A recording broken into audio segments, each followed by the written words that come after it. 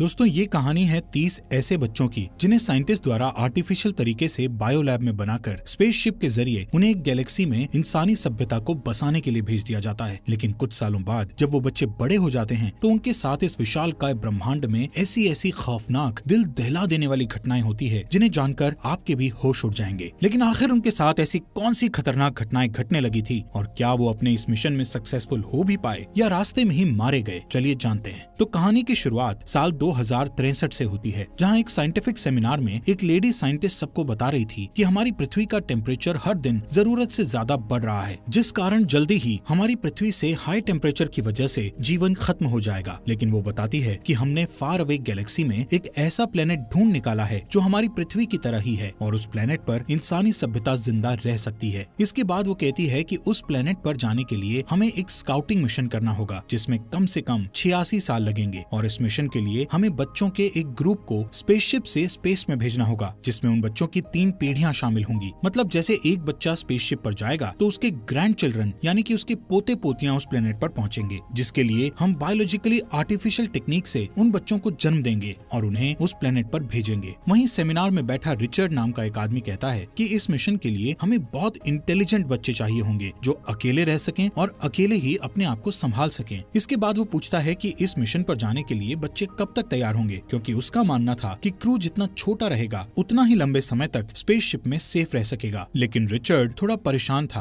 कि ये mission successful होगा भी या नहीं। इसके बाद वो उस लैब में जाता है जहां बच्चों को रखा जा रहा था। लैब के अंदर जाते ही वो एक प्रोटेक्टिव सूट पहनता है और उन बच्चों के पास जाता है। जैसे ही वो बच्चे रिचर्ड को देखते हैं तो खुश होकर भागते हुए उसके पास आकर उससे गले लग जाते हैं। वहाँ पर रिचर्ड एक बच्चे को मॉनिटर पर कुछ एजुकेशन के बारे में सिखाता है। उसके बाद वो क्रिस्टोफर, सेला और जैक नाम के बच्चे को बेड पर सोने के लिए लेटा देता है। यहाँ पर जैक उसे बताता है कि उसे रात में डर लगता है, लेकिन रिचर्ड उसे कहता है कि डरने की कोई जरूरत नहीं है, तुम बिल्कुल सुरक्षित हो। अगले दिन रिचर्ड उस लेडी साइंटिस्ट के साथ बात करने जाता है और कहता है कि मुझे लगता है कि मुझे भी इन बच्चों के साथ इस मिशन पर जाना चाहिए ताकि मैं इन बच्चों का ध्यान रख सकूं। लेडी साइंटिस्ट ये सोचकर रिचर्ड के लिए हाँ कर देती है कि अगर रिचर्ड इस मिशन में शामिल होता है तो ये मिशन 7 साल की बजाय सिर्फ 4 साल में पूरा हो जाएगा। इसके बाद हम इस मिशन को रिचर्ड के साथ लॉन्च होते हुए देखते हैं, जहाँ पर सबसे पहले वो सभी बच्चे स्पेसशिप में जाकर अपने अपने रूम में चले जाते हैं। वहीं रिचर्ड स्पेसशिप की विंडो से आखिरी बार पृथ्वी को देखता है। इसके बाद हमें 10 साल आगे का सीन दिखाया जाता है, जहाँ पर अब ये सभी बच्चे बड़े होकर टीनेजर्स बन चुके हैं। वो सभी बच्चे अपने दिन की शुरुआत एक साथ ही स्टार्ट करते हैं। वहीं सबसे पहले उन्हें सेकंड जनरेशन के लिए फर्टिलाइजेशन के बारे में सिखाया जाता है, जो कि उनके 24 साल के होने पर ही शुरू होनी थी। मतलब जब वो 24 साल के होंगे तब वो आपस में इंटीमेट होकर नए बच्चों को जन्म देंगे और वो उनकी सेकंड जनरेशन होगी। यहाँ पर वो सभी टीनेजर्स एक रोबोट की तरह ही रहते थे, जहाँ पीने के लिए उन्हें एक ब्लू लिक्विड दिया जाता था। जब क्रिस्टोफर और जैक नाम के टीनेजर्स एक साथ म्यूजिक सुन रहे होते हैं तो सेला स्पेसशिप की विंडो से बाहर स्पेस की तरफ देखती है, जिसके बाद वो रिचर्ड से बात करने जाती है और उसे कहती है कि क्या हमारी लाइफ की कोई इंपॉर्टेंस है, हमें स्पेसशिप में जिंदा मरने के लिए क्यों छोड़ दिया है। रिचर्ड सेला को दिलासा देने की कोशिश करते हुए अपने दादा दादी की तस्वीरें उसे दिखाता है और उसे बताता है कि तुम्हारी जिंदगी की भी उतनी ही इम्पोर्टेंस है जितनी धरती पर रह रहे इंसानों की है। उस रात क्रिस्टोफर को नींद नहीं आ रही थी, जिससे वो स्पेसशिप की आवाज बड़े ध्यान से सुनने लगता है। अगले दिन रिचर्ड क्रिस्टोफर के साथ हाइड्रोफोनिक्स बे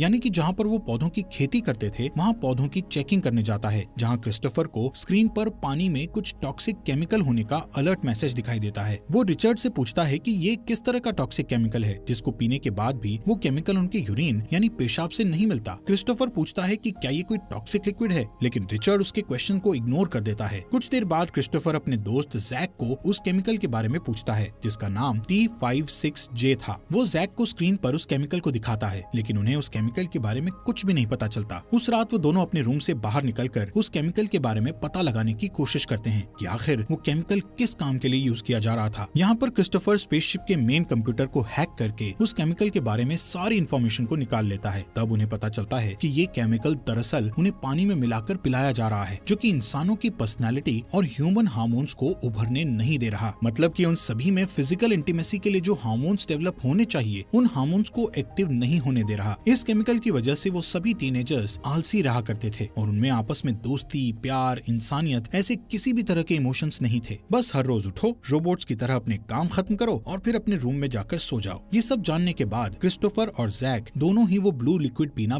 बिल्कुल बंद कर देते हैं और इस केमिकल के बारे में जूली और काय को भी बता देते हैं। हैं। इसके साथ ही वो उनको ये भी बताते हैं कि इस स्पेसशिप में एक सीक्रेट कंपार्टमेंट है जो हमसे छुपाया जा रहा है। यहाँ से क्रिस्टोफर सीधा रिचर्ड के पास जाकर स्पेसशिप में छुपे उस सीक्रेट कंपार्टमेंट के बारे में पूछता है, जिस पर रिचर्ड उसे बताता है कि वो कंपार्टमेंट सिर्फ थर्ड जनरेशन के लिए बना है। क्रिस्टोफर के वहाँ से जाने के बाद रिचर्ड अर्थ पर एक मैसेज सेंड करने की कोशिश करता है कि क्या वो यहाँ मौजूद सभी बच्चों को अपने बारे में सब कुछ बता सकता है, ताकि यहाँ सभी लोगों के मन में उसके प्रति विश्वास बना रहे। लेकिन उसके इस मैसेज को धरती पर पहुँचने में कम से कम 2 महीने का टाइम लगना था। अगले दिन जब सभी लोग खाने की लाइन में लगे हुए थे तो सेला के पीछे खड़ा क्रिस्टोफर उसके बारे में लव की फीलिंग्स को महसूस करता है, क्योंकि वो अब सेला को पसंद करने लगा था। जब सभी टीनेजर्स लंच कर रहे होते हैं तो क्रिस्टोफर सेला को ही प्यार से देखता है, लेकिन तभी उसका दोस्त जैक सेला के पास जाकर कहता है कि मैं तुम्हें बहुत प्यार करता हूँ। उसी समय रिचर्ड वहाँ आता है और देखता है कि जैक ने सेला का हाथ पकड़ रखा है, जिससे वो जैक को सेला का हाथ छोड़ने के लिए कहता है, क्योंकि ये उनके रूल्स के खिलाफ था। इसके बाद जिम में क्रिस्टोफर और जैक का आपस में झगड़ा हो जाता है, जहाँ गुस्से में जैक जोर जोर से चिल्लाने लगता है। वहाँ मौजूद सभी लोगों को कुछ समझ नहीं आ रहा था कि आखिर वहाँ चल क्या रहा है। यहाँ पर जैक और क्रिस्टोफर में ये सभी फीलिंग्स इसलिए आई थी क्योंकि उन्होंने वो ब्लू लिक्विड पीना बंद कर दिया था। इसके बाद वो स्पेसशिप की आवाज सुनते हुए ऑब्जर्वेशन रूम में चले जाते हैं, जहाँ पर वो अपने एक क्रू मेंबर को देखते हैं। ये दोनों उस क्रू मेंबर से पूछते हैं कि स्पेसशिप में ये नॉइज साउंड किस चीज से आ रही है, जिस पर वो क्रू मेंबर उन्हें बताता है कि ये नॉइज किसी तरह की एलियन लाइफ फॉर्म की हो सकती है जो हमारी स्पेसशिप पर अटैक कर रही है। वहीं दूसरी ओर सेला रिचर्ड के केबिन में थी, जहाँ वो अर्थ से लाए हुए सूखे पौधों को देख रही थी कि कहीं वो खराब तो नहीं हो गए। तभी जैक और क्रिस्टोफर को उन दोनों की बातें हल्की हल्की सुनाई देती हैं, जिससे वो उनकी आवाज का पीछा करते हुए उस केबिन तक पहुंच जाते हैं, जहां पर जैक रिचर्ड को सेला के कंधे पर हाथ रखे हुए देखता है, जिसे देखकर उसे काफी जलन होती है। नेक्स्ट डे रिचर्ड उन सबको इकट्ठा करके उन्हें कहता है कि हमारी स्पेसशिप के बाहरी ट्रांसमीटर्स में कुछ प्रॉब्लम हो गई है, जिससे हमारी स्पेसशिप का अर्थ से कनेक्शन टूट गया है। रिचर्ड जैक से कहता है कि हम दोनों स्पेसशिप के बाहर जाकर उस खराब ट्रांसमीटर को सही करेंगे, इसलिए तुम जल्दी से स्पेस सूट को पहन लो। बाकी के लोग स्पेसशिप के अंदर से ही ट्रांसमीटर को जोड़ने में लग जाते हैं। वहीं जैक स्पेस सूट के बहाने सेला के पास चला जाता है। सेला जैक को स्पेस सूट के बारे में थोड़ा बताने लग जाती है कि तभी जैक उसको गलत तरीके से टच करने लगता है। अचानक वहाँ रिचर्ड आ जाता है और जैक को पकड़कर नीचे गिरा देता है। रिचर्ड को गुस्से में देखकर जैक वहाँ से भाग जाता है और उसके पीछे रिचर्ड भी भाग रहा था। रास्ते में रिचर्ड फीबी को देखता है, जो उसे बताती है कि जैक और क्रिस्टोफर ने ब्लू लिक्विड वाटर पीना छोड़ दिया है। इसके बाद वो क्रिस्टोफर के पास बात करने जाता है, लेकिन वहाँ पर उन दोनों में उस लिक्विड के बारे में काफी बहस होने लगती है। रिचर्ड क्रिस्टोफर को बताता है कि ये लिक्विड ठीक इसी तरह के बिहेवियर को रोकने के लिए बनाया गया है, जैसा उसने अभी जैक को करते देखा है। इसके बाद थोड़ा शांत हुआ रिचर्ड क्रिस्टोफर से ट्रांसमीटर को ठीक करने में उसकी मदद मांगता है, ताकि वो वापस से अर्थ पर कनेक्शन करके इस मिशन को आगे बढ़ा सके। वहीं जैक कंट्रोल रूम के अंदर चला जाता है। उधर रिचर्ड और क्रिस्टोफर स्पेस सूट पहनकर स्पेसशिप से बाहर जाकर ट्रांसमीटर को ठीक करने लगते हैं। रिचर्ड ट्रांसमीटर के एक पार्ट को ठीक कर रहा होता है, तो वहीं क्रिस्टोफर दूसरे पार्ट को। उसी समय स्पेसशिप के अंदर सभी उन दोनों को स्क्रीन पर देख रहे होते हैं। अचानक वो सभी स्क्रीन पर देखते हैं कि एक ब्लैक शैडो बाहर स्पेसशिप में रिचर्ड की तरफ जा रही है, जिससे रिचर्ड और क्रिस्टोफर को एक बहुत बड़ा झटका लगता है, जिस वजह से रिचर्ड स्पेसशिप से दूर जाने लगता है। वहीं शिप के अंदर सभी को वाइब्रेशन फील होती है, जिससे सभी डर जाते हैं और किसी को भी पता नहीं था कि ये आखिर क्या था। तभी अचानक कंट्रोल रूम के अंदर आग लग जाती है, जिसे वो लोग जल्दी से बुझाने की कोशिश करते हैं। वहीं क्रिस्टोफर जैसे तैसे रिचर्ड को खींचकर स्पेसशिप के अंदर ले आता है। वो लोग रिचर्ड को मेडिकल रूम में ले जाते हैं। यहाँ पर मेडिकल टीम सेला के साथ रिचर्ड को होश में लाने की कोशिश करती है, लेकिन उससे रिचर्ड को कोई फर्क नहीं पड़ता। जब सेला, जो कि मेडिकल के बारे में सबसे अच्छे से जानती थी, वो सबको कहती है कि रिचर्ड मर चुका है। इसके बाद सभी क्रू मेंबर्स एक साथ इकट्ठे होते हैं, जहाँ उनमें से एक मेंबर कहता है कि उसने ये सब होने से पहले मॉनिटर में कुछ अजीब सी आवाजें सुनी थी, जैसे कि कोई एलियन फॉर्म रिचर्ड की बॉडी के अंदर चली गई हो। ये सुनकर फीबी रोने लग जाती है। तभी क्रिस्टोफर उन्हें दिलासा देते हुए कहता है कि अगर हम सभी एक साथ रहेंगे तो हम सब कुछ ठीक कर सकते हैं। इसके बाद ऑटोमेटिकली स्पेसशिप का सिस्टम रिबूट होता है और सभी लोग सीसीटीवी फुटेज चेक करते हैं, जिसे ओपन करने पर उन्हें पता चलता है कि सिस्टम में सारी की सारी कैमरा फुटेजेस डिलीट हो चुकी हैं। यहाँ पर अब उन्हें एक नया लीडर चाहिए था, जो उन सभी को सही तरीके से लीड कर पाए और वो अपनी मंजिल तक पहुँच सके।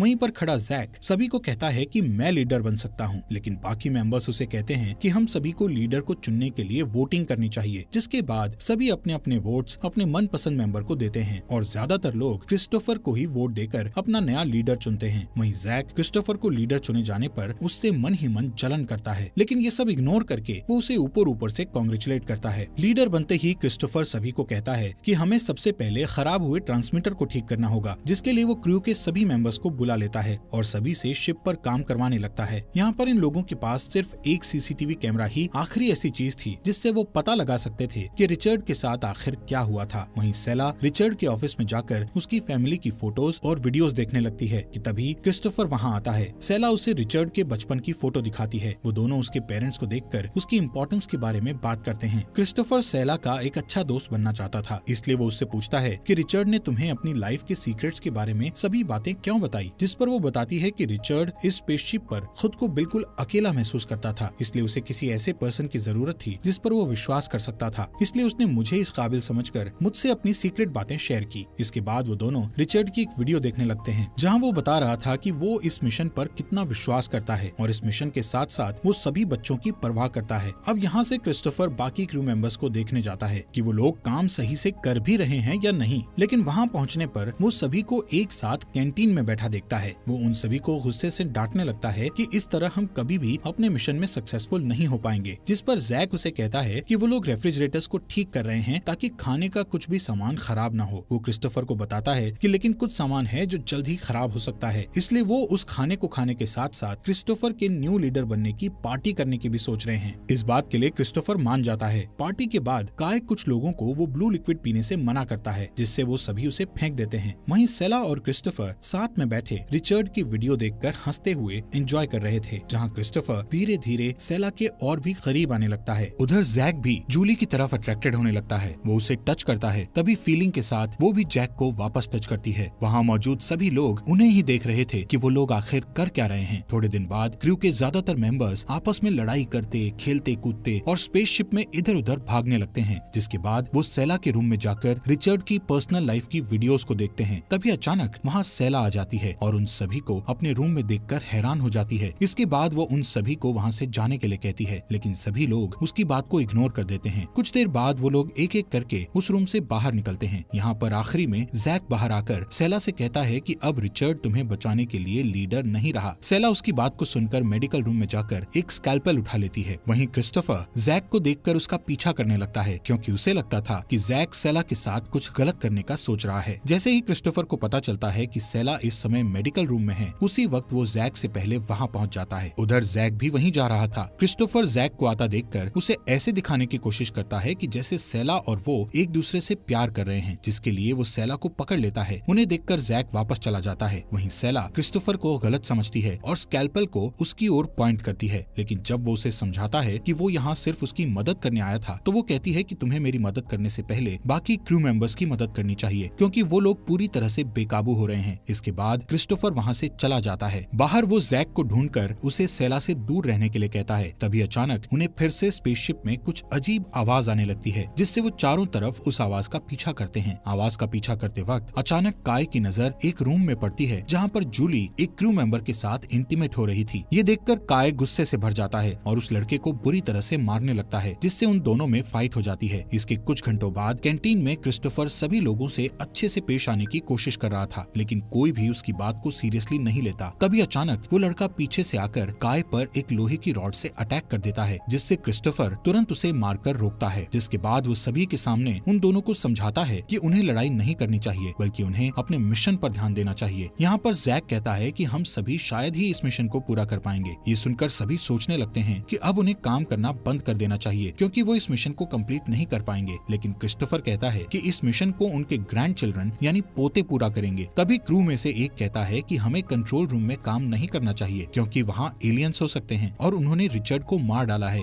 ऐसे ही वो हम सभी को भी मार डालेंगे। वो ये भी कहता है कि क्रिस्टोफर ही उन एलियंस को यहाँ पर रिचर्ड की बॉडी के साथ लेकर आया है, जिस पर फीबी कहती है सबसे पहले उन्हें सीसीटीवी कैमरास को ठीक करना चाहिए, ताकि वो सिस्टम में देख सकें कि रिचर्ड के साथ आखिर क्या हुआ था। लेकिन जैक उनकी बातों को काटता हुआ कहता है कि क्रिस्टोफर बिल्कुल भी अच्छा लीडर साबित नहीं हो रहा है और अब मुझे लगता है कि मुझे खुद ही इस स्पेसशिप को लीड करना चाहिए। वो सभी को बताता है कि अगर उन पर दोबारा एलियंस ने अटैक किया तो हम सभी साथ मिलकर उनका सामना करेंगे। ये सुनकर क्रू के बहुत सारे मेंबर्स उसके ग्रुप में चले जाते हैं, लेकिन अभी भी कई लोग क्रिस्टोफर के ग्रुप में रह जाते हैं। क्रिस्टोफर डरा हुआ अपने ग्रुप के साथ कंट्रोल रूम में चला जाता है, क्योंकि उसे लगता था कि वहाँ सच में एलियंस हो सकते हैं और वो उन एलियंस को खत्म करके ये साबित कर देगा कि वो एक अच्छा लीडर था। सबसे पहले वो खुद कंट्रोल रूम के अंदर चेक करने जाता है। वहीं दूसरी तरफ जैक और उसका ग्रुप भी हॉलवेज से होता हुआ कंट्रोल रूम के दूसरी तरफ पहुंच जाता है और अंदर जाने लगता है। इन लोगों को नहीं पता था कि क्रिस्टोफर भी कंट्रोल रूम में है। वो लोग एलियंस को ढूंढते हुए अंदर की तरफ जाते हैं। इसके बाद कंट्रोल रूम के बाहर वाले ग्रुप को अंदर कुछ हलचल महसूस होती है। तभी जैक और काय डरते हुए तेजी से उस कंट्रोल रूम के बाहर आकर उस कंट्रोल रूम को बाहर से लॉक कर देते हैं। वो अपने ग्रुप वालों को बताते हैं कि एलियंस ने उन पर हमला कर दिया था। वहीं क्रिस्टोफर को कंट्रोल रूम में एक सीसीटीवी ड्राइव मिलती है। वो उसे सेला को देकर प्ले करने को कहता है। तभी उन्हें कंट्रोल रूम की फुटेजेस उस ड्राइव में मिल जाती है, जिसे देखने पर उन्हें पता चलता है कि रिचर्ड को जैक और काय ने कंट्रोल रूम के मेन कंप्यूटर से एक बहुत बड़ा इलेक्ट्रिक वेव शॉक देकर मार डाला था और फिर उन दोनों ने कंट्रोल रूम में एलियंस होने का झूठ बोलकर सबके मन में एलियंस का डर बैठा दिया था। यहाँ पर क्रिस्टोफर और उसका ग्रुप इस बात को छुपा कर रखने का फैसला करता है जब तक कि वो अपना अगला कोई फैसला ना कर लें। तभी क्रिस्टोफर और सेला उस ड्राइव को अपने कमरे में जाकर छुपा देते हैं। रात को क्रिस्टोफर सेला के साथ इंटीमेट हो जाता है। अगली सुबह जैक उन्हें जगाकर कहता है कि मैंने कैंटीन में आज पार्टी रखी है, इसलिए तुम अपने ग्रुप को लेकर वहाँ पर जल्दी से आ जाओ। थोड़ी देर बाद क्रिस्टोफर अपने ग्रुप के साथ कैंटीन में पहुँचता है, जबकि उसे कुछ पता नहीं था कि ये पार्टी क्यों हो रही है। लेकिन जैसे ही वो वहाँ पहुँचते हैं तो देखते हैं कि पार्टी तो पहले ही शुरू हो चुकी है। जैक क्रिस्टोफर और उसके ग्रुप को अपने साथ खाने के लिए कहता है और जैसे ही वो लोग खाने के लिए बैठते हैं तो जैक खड़ा होकर कहता है कि इसी वक्त से मैं अपने आप को यहाँ का नया लीडर डिक्लेयर करता हूँ। वहीं क्रिस्टोफर भी ये सुनकर खड़ा होकर मॉनिटर पर रिचर्ड के साथ हुए उस इंसिडेंट की फुटेजेस को चला देता है, जहाँ सभी उस फुटेज में देखते हैं कि रिचर्ड की मौत के पीछे जैक और काय का हाथ है और उन दोनों ने जानबूझकर स्पेसशिप में एलियंस होने का सबसे झूठ बोला था। इसके बाद क्रिस्टोफर कहता है कि हमें जैक और काय को रूम में बंद कर देना चाहिए। तभी जैक सबसे कहता है कि ये सब मैंने हम सबकी सुरक्षा के लिए ही किया है, क्योंकि असल में रिचर्ड की बॉडी के अंदर ही एलियन था जो हम सबको उस ब्लू लिक्विड से कंट्रोल कर रहा था और क्रिस्टोफर रिचर्ड को वापस स्पेसशिप के अंदर लेकर आया था। जैक उन सबसे ये भी कहता है कि अब वो एलियन स्पेसशिप के अंदर ही है और वो हम में से किसी एक की बॉडी में छुपा हुआ है, बस हमें उस एलियन को ढूंढकर मारना है। जिसके बाद जैक क्रिस्टोफर के ग्रुप में से एक लड़के को धक्का देकर कहता है कि मुझे लगता है कि इसकी बॉडी में एलियन है। ये सुनकर वो लड़का जल्दी से वहाँ से खुद को बचाने के लिए भाग जाता है और सभी उसके पीछे बड़ी तेजी से भागते हैं और एक जगह उसे नीचे गिराकर बेरहमी से मार डालते हैं। वहीं क्रिस्टोफर अपने ग्रुप को स्पेसशिप के बिल्कुल सुरक्षित कमरे में ले जाता है, जबकि जैक और उसका ग्रुप मेडिकल रूम में जाकर सभी नुकीले हथियार उठा लेता है। उधर क्रिस्टोफर अपने ग्रुप से डिस्कस कर रहा होता है कि अब उन्हें आगे क्या करना चाहिए। उनमें से कुछ कहते हैं कि उन्हें अब हार मान लेनी चाहिए। जैक के ग्रुप के पास हथियार हैं, लेकिन उनके पास कुछ भी नहीं है जिससे वो कुछ भी नहीं कर पाएंगे, इसलिए अभी उन्हें जानबूझकर हार मानकर जैक के ग्रुप में शामिल हो जाना चाहिए, जिससे वो बाद में किसी तरह जैक को पकड़कर मार डालेंगे। तभी सेला को याद आता है कि मैंने रिचर्ड की डायरी में स्पेसशिप में छिपे उस सीक्रेट कंपार्टमेंट की लोकेशन को देखा था और उस सीक्रेट कंपार्टमेंट में असली हथियार हैं। इसके बाद क्रिस्टोफर उस सीक्रेट कंपार्टमेंट में रेंगता हुआ चला जाता है, लेकिन जैसे ही वो अंदर जाता है तो उसे पता चलता है कि वो उस सीक्रेट कंपार्टमेंट के आखिरी दरवाजे को नहीं खोल पा रहा जिसमें हथियार हैं। अब यहाँ पर क्रिस्टोफर ने उस सीक्रेट डोर को खोलने के लिए काफी बार गलत पासवर्ड डाल दिया था, जिसकी वजह से वहाँ एक अलार्म बजने लगता है जो जैक के ग्रुप की मेंबर जूली और उसके साथी को सुनाई देता है और वो जल्दी से जाकर इसके बारे में जैक को बताते हैं। वहीं क्रिस्टोफर उस दरवाजे को खोलने के लिए कुछ टूल्स लेने के लिए बाहर आता है, लेकिन जैसे ही वापस जाने लगता है तो वहाँ वो देखता है कि जैक अपने ग्रुप के साथ हथियार चुराने के लिए सीक्रेट कंपार्टमेंट के दरवाजे को खोलने की कोशिश कर रहा है और फाइनली वो लोग कंपार्टमेंट के डोर को ओपन कर लेते हैं, जहाँ उन्हें बहुत सारे हथियार रखे मिलते हैं। वहाँ पर काय कहता है कि मुझे लगता है ये सभी हथियार उनकी थर्ड जनरेशन के लिए हैं, लेकिन जैक उसे कहता है कि ये सिर्फ हमारे लिए हैं। यहाँ पर क्रिस्टोफर के ग्रुप के दो मेंबर जैक से हार मानकर उसके ग्रुप में शामिल हो जाते हैं और वो जैक के पूछने पर बता देते हैं कि क्रिस्टोफर के ग्रुप के मेंबर स्पेसशिप में कहाँ पर छुपे हैं। वहीं सेला, फीबी और क्रिस्टोफर तीनों जैक के करीब जाने का प्लान बनाते हैं, जहाँ क्रिस्टोफर उन्हें कहता है कि हमें जैक के पास जाकर उसे मार देना चाहिए, लेकिन फीबी ऐसा नहीं करना चाहती। तभी सेला मॉनिटर पर जैक को उसके ग्रुप मेंबर्स के साथ वहाँ पर उन्हें मारने के लिए आते हुए देखती है। वहीं काय उनके रूम की लाइट कट कर देता है और वो लोग उनके रूम तक पहुँच जाते हैं। यहाँ पर सेला अपने ग्रुप वालों को उनसे लड़ने से मना करती है, क्योंकि जैक के ग्रुप ने उन पर अटैक करके उन्हें पकड़ लिया था। जिसके बाद सेला जैक से बात करने की कोशिश करती हुई कहती है कि मैं भी तुम्हारे ग्रुप को ज्वाइन करना चाहती हूँ, लेकिन वो लोग उस पर हंसते हैं और जैक उसे कहता है कि हम तुम्हें अपने ग्रुप में नहीं लेना चाहते, जिस पर फीबी उन्हें कहती है कि तुम सब लोग पागल हो गए हो। वो कहती है कि उन्हें ये सब नहीं करना चाहिए और सिर्फ अपने मिशन पर ध्यान देना चाहिए, लेकिन जैक के सभी मेंबर्स उसे चुप रहने के लिए कहते हैं और जब फीबी उसके बाद भी चुप नहीं करती तो गुस्से में काय फीबी को गोली मार देता है, जिससे वो तुरंत मर जाती है। ये देखकर सभी हैरान रह जाते हैं। तभी जैक अपने मेंबर्स को कहता है कि तुमने देखा कि इन हथियारों से हम क्या कर सकते हैं। तभी जैक क्रिस्टोफर की तरफ गन पॉइंट करके उस पर शूट करता है, लेकिन तभी वो सेला के साथ भाग जाता है। इसके बाद जैक और बाकी लोग उनका पीछा करने लगते हैं। वहीं क्रिस्टोफर सेला के साथ एक वेंटिलेशन की जगह में छुप जाता है है, लेकिन उनका पीछा करते जैक को पता चल जाता है कि वो लोग कहाँ छुपे हैं, तो वो वेंटिलेशन पोर्शंस के अंदर गोलियां चलाने लग जाते हैं। तभी जूली उसे बताती है कि उसे ऐसा नहीं करना चाहिए क्योंकि वो उनकी फूड सप्लाई को खराब कर रहा है। वहीं जैक और सेला दूसरी तरफ से वेंटिलेशन से बाहर निकलकर भाग जाते हैं। भागते हुए अचानक उन पर कोई गोली चला देता है, जिसके बाद वो एक रूम में घुसकर वहाँ जल्दी से हथियार ढूंढने लगते हैं। तभी क्रिस्टोफर को एक फायर एक्सटिंग्विशर मिलता है और जैसे ही वहाँ कोई आता है तो क्रिस्टोफर उसके सर पर फायर एक्सटिंग्विशर मारता है और तभी सेला उसको बेहोश कर देती है और वो उसे मार डालते हैं। उसी वक्त जैक उन्हें भागते देखकर